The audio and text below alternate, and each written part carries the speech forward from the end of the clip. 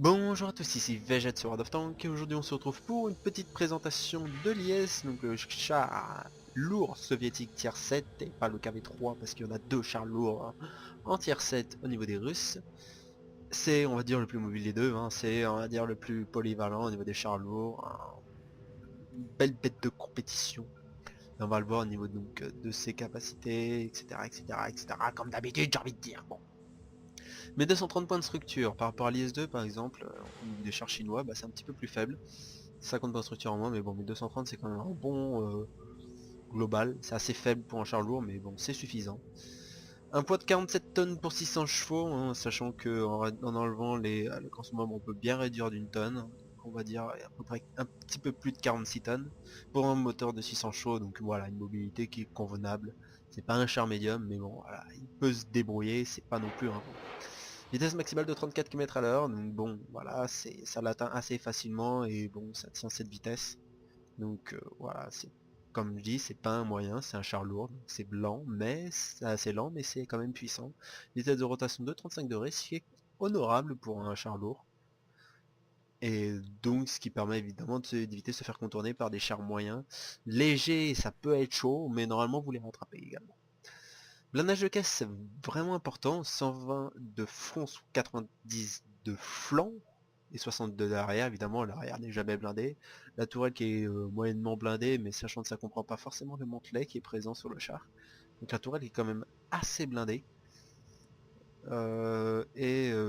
Donc l'avantage évidemment de jouer le char, c'est de le jouer en side strapping, parce qu'en side strapping on monte légèrement son flanc, et les chenilles encaissent bien. Donc voilà, l'intérêt de ce char, c'est pas forcément le blindage pur frontal, même s'il est quand même bien anglais dans certaines positions. Si vous voulez vraiment tirer sur le char, visez soit vraiment le bas de caisse, ou bien alors le pilote de conducteur ici. Mais voilà, vous amusez pas à taper sur les côtés, sur la plaque où il y a le logo du clan, au niveau de la tourelle, vous pouvez viser la coupole, mais voilà, évitez quand même des endroits où c'est anglais. Le canon, alors, deux choix de canon.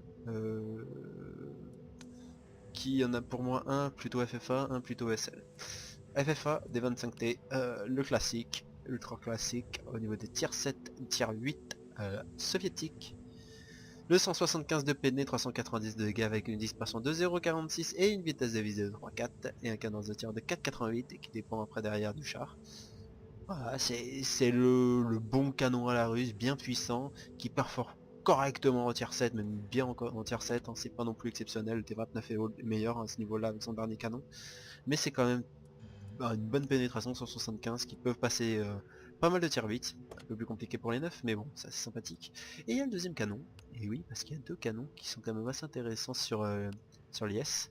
Il y a également le 100 mm D10T, qui est présent sur également pas mal de chars, T44, donc du moyen, c'est présent sur les moyens, sur le tier 8 également, léger soviétique. On a vu la présentation du tier 7 il y a quelques jours. Et donc de l'IS-3 également, mais bon, même si sur l'IS-3 c'est pas forcément joué. Alors pourquoi je dis ce canon peut être utilisé? Eh ben tout simplement parce que la pénétration est identique. Après derrière évidemment la moyenne de dégâts est plus faible, mais par contre la cadence de tir en 7,89 c'est largement plus agréable qu'une cadence de tir à 4,88, surtout quand on est au contact. Alors je dis mais ok d'accord, mais bon à FFA justement, à FFA on est un coup, après on se replie, et souvent on est assez peinard pendant ce temps là. C'est pour ça qu'en ESL on préférait plutôt un canon. Certes il fait moins de dégâts, moins puissant, ok. Mais là, vous avez une pénétration de 217, vous en avez une de 235, vous gagnez quand même 18 mm, ce qui est pas négligeable. Vous gagnez en précision, et quand je dis gagner, c'est une énorme différence entre 0,38 et 0,46. La vitesse de visée est également améliorée. Et si on regarde vraiment au pur niveau DPS, le monsieur ici est sur un DPS à peu près de 1970, alors qu'ici on atteint les 1900 à peu près. Voilà, donc il y a une meilleure puissance de feu avec le 100 mm des 10T. C'est pour ça qu'il est, on va dire, plus apprécié, et disons que ça permet justement d'être en rôle d'agresseur, ne pas arrêter de tirer sur l'adversaire, et justement ne pas être sous-estimé, parce que par rapport à d'autres compagnons, souvent quand on utilise l'IS c'est en map de ville, donc on est avec des IS-3, on est avec 50-100, et souvent les 50-100 sont la priorité avec les IS-3, et les IS souvent un peu plus laissés à part, donc ils peuvent mettre des dégâts. Ou bien à l'inverse il est totalement focus et s'il est S50-100 et S3 tranquille, et là c'est encore mieux. Mais c'est pour ça que ce canon là n'est pas négligeable en ESL. C'est à peu près comme dans l'idée hein, que je reprends pour ça, c'est le T29. T29 en FFA, souvent vous préférez toujours prendre le 105 mm ici. Parce que bah la pénétration 198 même contre du tiers 9 ça peut passer. Mais par contre, il n'y a pas photo. Hein. Il y a une énorme ressemblance et c'est pas pour rien. Avec le russe, le 90 mm M3 c'est une belle valeur sur le T29 en ESL parce qu'on le gold et on le gold, la même pénétration est quasiment identique et pour une cadence 2 fois supérieure, presque, quasiment, hein, c'est la même cadence que le 100 mm. Hein. Bah, pour une cadence presque 2 fois supérieure, on perd 80 de dégâts. Donc, et en plus on gagne en précision. Donc c'est pour ça que ce canon là est vraiment préférable en ESL par rapport à ce canon là. Et bon, si on regarde la différence entre l'américain et le soviétique, il y a la vitesse de visée et les quelques points de dégâts. En même temps aussi une pénétration légèrement supérieure pour l'américaine. Et c'est pour ça que le T29, bah, souvent on l'utilise en ESL quand on peut le mettre dans des arches, on le donne. Et l'IS sur des morceaux plats comme Immelsdorf, où là on peut utiliser l'ensemble de sa caisse et même faire un peu de side wrapping et bonusser quelques tirs, ça peut arriver également. Donc voilà, juste pour les 10 points de dommage et quelques points, même pas les points de structure en plus parce qu'il n'y en a pas vraiment, c'est 1250, mais la mobilité également aussi, je vais remettre, mais faut penser quand même que le T29 c'est un char qui pèse 63 pour un moteur de 800 chevaux, donc mobilité aussi à l'avantage, et aussi on regarde par rapport à la vitesse de rotation qui est à 25, hein, en prenant des chenilles, enfin en prenant les chenilles, alors que l'IS est bien supérieur, pour ça qu'il y a un intérêt à prendre. Enfin, si on veut de la mobilité et en même temps une bonne puissance de feu, l'IS c'est vraiment un choix agréable. Vitesse de rotation de tourelle à 28, portée de vue 350, ce qui est faible, mais bon, les charlots russes, on dirait la portée de vue c'est pas forcément le point fort, et une portée radio de 625 mètres, assez faible hein, pour des chars de ce tiers là, même supérieur, mais bon, 625 c'est largement suffisant. Au niveau des de l'équipement, alors le bélier, pourquoi pas j'ai envie de dire, parce que c'est quand même un char assez lourd, et donc souvent vous allez ramener les gens. Mais bon, un ESL je préfère pas, mais bon, voilà, je l'avais mis, je sais pas pourquoi, c'est venu d'où cet équipage? J'ai du KV85, donc je rushais du KVS, donc je rushais avec le KVS et je ramenais ça, donc c'est pour ça qu'il y avait bélier. Mais bon, pilote tout terrain, c'est quand même mieux que ça. Râtelet sécurisé, toujours intéressant sur les chars russes susceptibles à la Morak. Comortel et 6ème sens, deuxième frère d'armes, troisième, vous pouvez jouer la stabilité comme je l'ai fait, vous pouvez jouer full réparation. Après quatrième, la stabilité ici, avec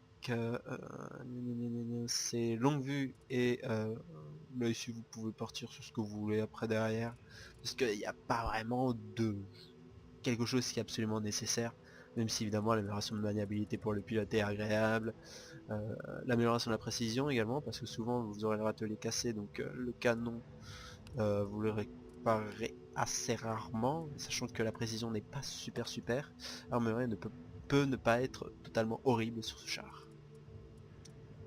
Donc pour la portée de vue pour le chef, enfin pour le commandant, et le chargeur, bah, il peut s'occuper d'un lutte contre les incendies, d'un camouflage si vous voulez un peu plus camoufler. Mais bon, les chars lourds, pas gros coefficient de camouflage, donc pas un énorme intérêt d'utiliser camouflage. Au niveau des équipements, ça c'est la base, surtout si vous jouez le 122, sixième système de visée avec full hors ventilation, parce qu'évidemment 3-4 c'est juste abusé, et il n'y a pas de stabilisateur sur l'IS, donc ce choix là est on va dire assez essentiel. Si vous voulez pas jouer avec le système, vous pouvez jouer avec un râteau de munitions humide pour éviter les amoracs à coup sûr, ou bien vous pouvez également jouer avec un vêtement anti-éclat, même si je suis pas forcément fan sur un IS, plus intéressant sur des chars beaucoup plus lourds. Au niveau des obus 25-3, quelques explosifs, surtout avec du 122, c'est quand même agréable.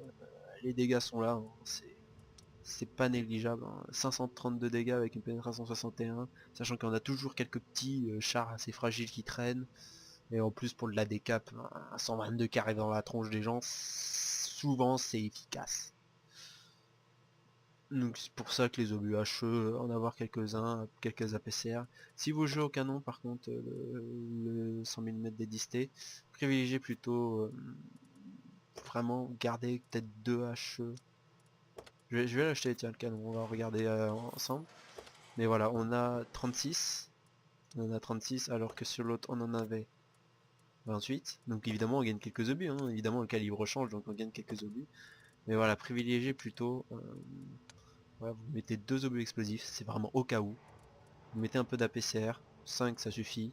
Et voilà, 29 AP ou bien alors même, vu que j'ai 7 APCR, je partirais plutôt sur un 27-7-2. Voilà. Ce qui permet d'avoir quand même quelques obus APCR au cas où. Et un petit peu plus évidemment que sur le 122 parce qu'ici il fait moins de dégâts, mais pas mal d'AP, vraiment 2 HE ça suffit amplement.